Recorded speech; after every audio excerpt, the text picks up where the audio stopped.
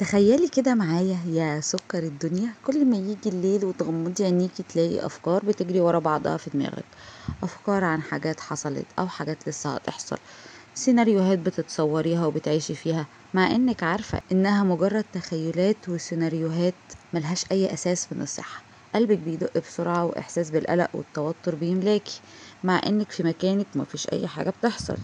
دي مشكلة التفكير الزايد اللي ممكن تسرق مننا النوم وتخلينا نعيش في قلق وتوتر دايم. عملنا فيديو مفصل عن التفكير الزايد وازاي نتخلص منه، هحطه لكم تحت في الديسكريبشن. بس في الفيديو ده هنعرف 10 خطوات هتساعدك تتخلصي من الفخ ده وتعيشي بسلام اكتر وتبقي ست رايقة. هاي شوجر، ازيكم عاملين ايه؟ يا رب تكونوا بصحة وسعادة وهنا. لو اول مرة تشوفوني، معاكم ندى ودي قناتكم سكر الدنيا، القناة اللي بنتكلم فيها عن الانوثة والجمال والتخطيط والتنظيم وملخصات الكتب وحاجات تانية كتير. فلو اول مرة تشوفوني بقى ما تنسوش اللايك والشير والسبسكرايب وتفعلوا زر الجرس عشان يوصل لكم كل جديد. ده فيديو جديد من سلسلة كتالوج الست الرايقة. اول حاجة، خلي عندك وعي بالمشكلة. اول خطوة في طريق الحل هي انك تبقي عارفة ان في مشكلة وان انت عندك القدرة انك تتخلصي منها. دايما قولي لنفسك كل مشكلة وليها حل. ادي الامور حجمها الطبيعي. المشكلة البسيطة خليها بسيطة، بلاش تكبريها في دماغك. الحياة محتاجة تغافل وقوة تحمل وصبر، فبلاش نكلكع الامور. فوضي امرك لله واعرفي ان كل حاجة في ايد ربنا، مش في ايدينا احنا ولا في ايدين اي حد من اللي حوالينا. حاولي تفكري ازاي تحلي المشكلة لو هي موجودة بهدوء، من غير قلق زيادة يضر صحتك ويضر نفسيتك. حاولي تحلي المشكلة، مش تقعدي تكتئبي وخلاص. 2. تحديد الأفكار السلبية. الأفكار السلبية دي عاملة زي الوحش اللي بيسرق سلامك، لازم تواجهيه وتستبدليه بأفكار واقعية وإيجابية. اسألي نفسك، هل الأفكار دي مبنية على حقائق ولا مجرد افتراضات وحاجات في دماغي ملهاش أي أساس من الصحة؟ استبدلي الأفكار السلبية دي بأفكار تانية إيجابية. بدل ما تقولي أنا عمري ما هنجح، قولي لا، أنا في تحدي وفي حاجة واقفة قدامي وهحاول وهتعلم منها وهبقى أحسن.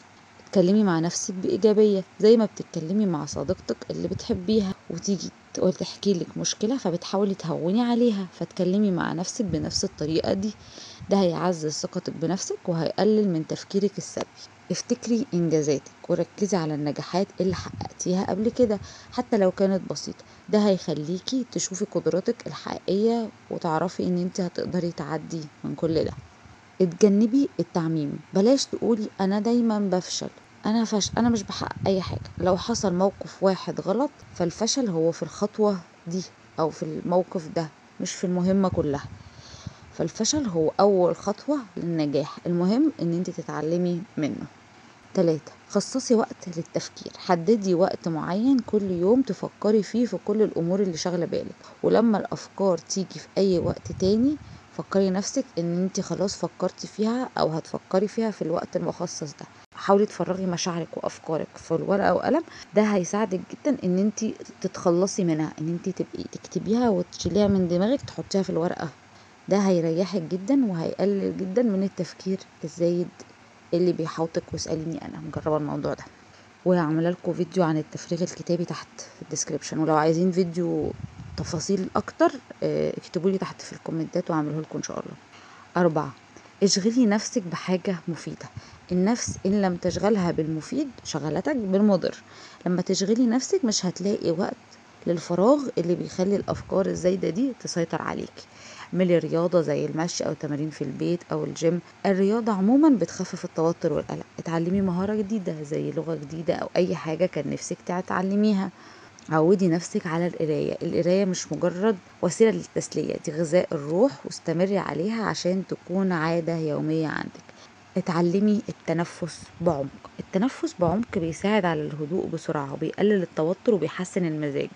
اقعدي في مكان هادي ومريح وخدي نفس عميق من مناخيرك واسحبيه من 3 ل5 ثواني. طلعي النفس ببطء من بقك. كرري الخطوات دي من 5 ل10 مرات في اليوم، هتحسي بفرق كبير جدا في هدوءك النفسي. 7. ركزي على الحاضر. التفكير الزيادة يا إما بيكون عن الماضي اللي مش هيتغير واللي حصل حصل خلاص، يا اما بيكون عن المستقبل اللي لسه ما جاش. فركزي على اللحظة اللي انت عايشاها وعيشيها بكل تفاصيلها الاول قبل ما تفكري في المستقبل او الماضي. اسألي نفسك انا دلوقتي كويسة؟ هل عندي مشكلة حقيقية دلوقتي؟ عيش اللحظة. الماضي كان درس مهم وتعلمنا منه، لكن الحاضر هو الفرصة اللي تقدري تغيري بيها حياتك، فما تضيعيش وقتك على الذكريات. لا تبكي على اللبن المسكوب. 8. اقبلي ان مش كل حاجة تحت السيطرة. لما تقبلي ان في حاجات في حياتك مش تحت سيطرتك هتحسي براحة نفسية كبيرة، وهتعرفي ان كل حاجة بايد ربنا، ومش كل حاجة انا اللي هقدر اتحكم فيها 100%. وهتعرفي قدر نفسك كويس، واعرفي حدودك. مش كل حاجة في الدنيا هتكون زي ما انت عاوزة. ركزي على الحاجات اللي تقدري تتحكمي فيها وازاي تصرفك فيها يبقى محسوب، وتركزي على ردود افعالك من الموقف اللي حصل، تركزي على رد الفعل بس. سامحي نفسك، اتخلصي من اي شعور بالذنب، وافهمي انك عملتي اللي تقدري عليه. اتعلمي من التجارب، كل موقف خرج عن سيطرتك هو درس تقدري تتعلمي منه. قللي وقتك على السوشيال ميديا. السوشيال ميديا ممكن تزود التفكير الزايد، خصوصا لو بتقارني نفسك بغيرك.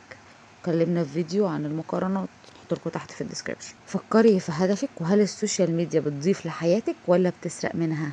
حددي أولوياتك، ركزي على الحاجات المهمة في حياتك زي الشغل والدراسة وعلاقاتك الحقيقية.